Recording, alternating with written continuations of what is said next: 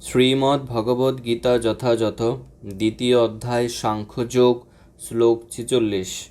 यवान् अर्थ उत्पाने सर्वतः सम्प्लुतोदके तावान् सर्वेषु वेदेषु ব্রাহ্মণস্য বিজানতঃ।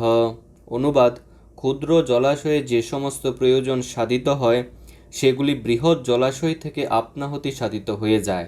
তেমনই ভগবানের উপাসনার মাধ্যমে যিনি পরব্রহ্মের জ্ঞান লাভ করে সব কিছুর উদ্দেশ্য উপলব্ধি করেছেন, তার কাছে সমস্ত বেদের উদ্দেশ্য সাধিত হয়েছে। শ্রীল প্রভুপাদের তাৎপর্য: বেদের কর্মকাণ্ডে যে সমস্ত আচার অনুষ্ঠান ও যাগযজ্ঞের বিধান দেওয়া আছে তার উদ্দেশ্য হচ্ছে জীবকে ক্রমশ আত্মতত্ত্ব জ্ঞান লাভ করতে উৎসাহিত করা। ভগবদ্গীতার পঞ্চদশ অধ্যায়ের পঞ্চদশ শ্লোকে স্পষ্টভাবেই বলা হয়েছে, বেদ অধ্যয়ন করার একমাত্র উদ্দেশ্য হচ্ছে সর্বকারণের কারণ ভগবান শ্রীকৃষ্ণকে জানা। এভাবে আমরা দেখতে পাই, আত্মতত্ত্বজ্ঞান লাভ করার অর্থ হচ্ছে ভগবানের সঙ্গে আমাদের নিত্য সম্পর্ক উপলব্ধি করা। ভগবদ্গীতার পঞ্চদশ অধ্যায়ে ভগবানের সঙ্গে জীবের সম্পর্কের ব্যাখ্যা করে বলা হয়েছে, জীব হচ্ছে ভগবান শ্রীকৃষ্ণের অবিচ্ছেদ্য অংশ। তাই জীবের একমাত্র কর্তব্য হচ্ছে ভগবানের সেবা করা, তার অন্তরের শাশ্বত কৃষ্ণ ভাবনা জাগিয়ে তোলা।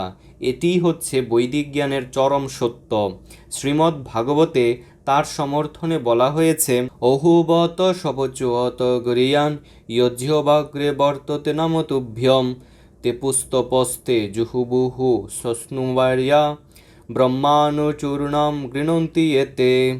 হে ভগবান, নিরন্তর যিনি আপনার নাম কীর্তন করেন, তিনি যদি চণ্ডালের মতো নিচকুলেও জন্মগ্রহণ করেন, তবুও তিনি অধ্যাত্ম মার্গের অতি উচ্চ স্তরে অধিষ্ঠিত। এই প্রকার মানুষ বৈদিক শাস্ত্রের নির্দেশ অনুসারে বহু তপশ্চর্যা করেছেন এবং সমস্ত পূর্ণতীর্থে বহু স্নান করে তিনি বহুবার বেদ অধ্যয়ন করেছেন। এমন মানুষকে আর্যকুলে শ্রেষ্ঠ বলে বিবেচনা করা হয়। সুতরাং বেদ থেকে আমরা বুঝতে পারি, যাগযজ্ঞ ও আচার অনুষ্ঠান করে স্বর্গলোকে উন্নত ইন্দ্রিয় সুখ ভোগ করার শিক্ষা বৈদিক শাস্ত্র আমাদের দিচ্ছে না। বৈদিক শাস্ত্রের প্রকৃত শিক্ষা হচ্ছে ভগবত ভক্তি লাভ করা, বৈদিক শাস্ত্র নির্দেশিত বিভিন্ন যাগযজ্ঞের অনুষ্ঠান করা, সমস্ত বেদ বেদান্ত উপনিষদ পুঙ্খানুপুঙ্খভাবে অনুশীলন করা এই যুগের মানুষের পক্ষে সম্ভব নয়। এই সমস্ত করার জন্য যে শক্তি, জ্ঞান, ঐশ্বর্য, নিষ্ঠার প্রয়োজন তা এই যুগের মানুষের নেই। তাই শ্রী চৈতন্য মহাপ্রভু এই কলিযুগের অধঃপতিত মানুষদের উদ্ধার করার জন্য ভগবানের দিব্য নামের সংকীর্তন করার পথ প্রদর্শন করে গেছেন। মহাপণ্ডিত প্রকাশানন্দ সরস্বতী যখন শ্রী চৈতন্য মহাপ্রভুকে জিজ্ঞেস করেন, যদিও তাকে সাক্ষাৎ নারায়ণ বলে মনে হয়, তবু বেদান্ত দর্শন পাঠ না করে তিনি কেন ভাবুকের মতো ভগবানের নাম কীর্তন করছেন, এর উত্তরে শ্রী চৈতন্য মহাপ্রভু বলেন, তার গুরুদেব বুঝতে পারেন যে তিনি অত্যন্ত মূর্খ। তাই তিনি তাকে শাসন করে উপদেশ দিলেন যে বেদান্ত শাস্ত্র অধ্যয়নে তার অধিকার নেই। এই বলে তিনি তাকে কৃষ্ণ মন্ত্র জপ করার নির্দেশ দিলেন। এই নাম জপ করতে করতে তিনি ভগবত ভক্তির ভাবে উন্মাদ হয়ে উঠলেন। এই কলিযুগে অধিকাংশ মানুষই মূর্খ, বেদান্ত দর্শন বোঝার মতো ক্ষমতা তাদের নেই।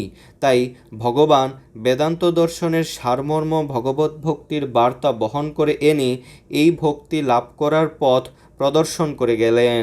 নিষ্কলুষ চিত্তে নিরপরাধে ভগবানের নাম জপ করার মাধ্যমে জড়বন্ধন থেকে মুক্ত হবার আশীর্বাদ দিয়ে গেলেন। বৈদিক জ্ঞানের শেষ কথা হচ্ছে বেদান্ত। ভগবান শ্রীকৃষ্ণ এই বেদান্ত দর্শনের প্রবক্তা। যে মহাত্মা নিরন্তর ভগবান শ্রীকৃষ্ণের নাম কীর্তন করে অসীম আনন্দ উপভোগ করেন, তিনি হচ্ছেন প্রকৃত বেদান্ত তত্ত্ববেত্তা, কারণ সেটি হচ্ছে বৈদিক অতীন্দ্রিয় তত্ত্বের চরম উদ্দেশ্য। শ্লোক 47। কর্মণ্যেবাধিকারস্তে মা ফলেষু কদাচন মা কর্ম ফল হেতুর ভূর্মাতে সংগুহস্ত্বকর্মণি।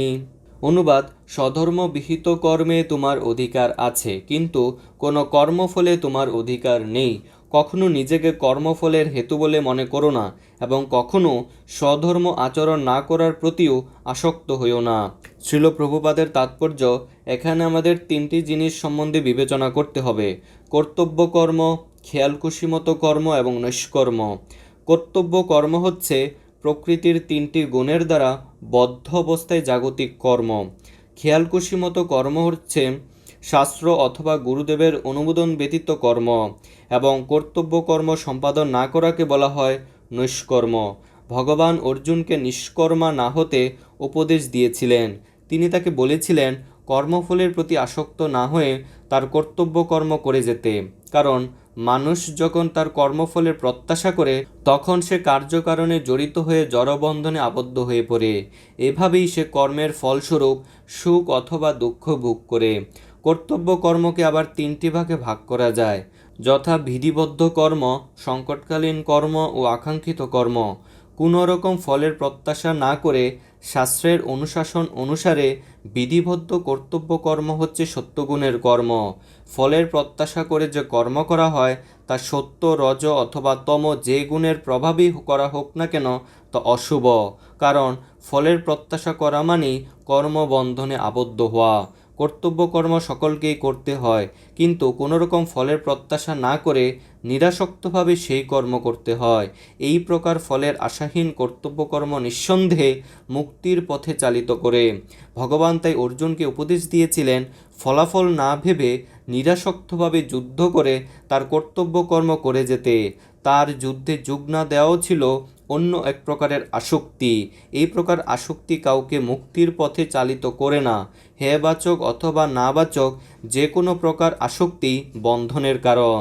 কর্তব্য কর্ম থেকে নিষ্কর্মার মতো বিরত থাকা পাপ। তাই কর্তব্যবোধে যুদ্ধ করাই ছিল অর্জুনের পক্ষে মুক্তির একমাত্র শুভ পথ।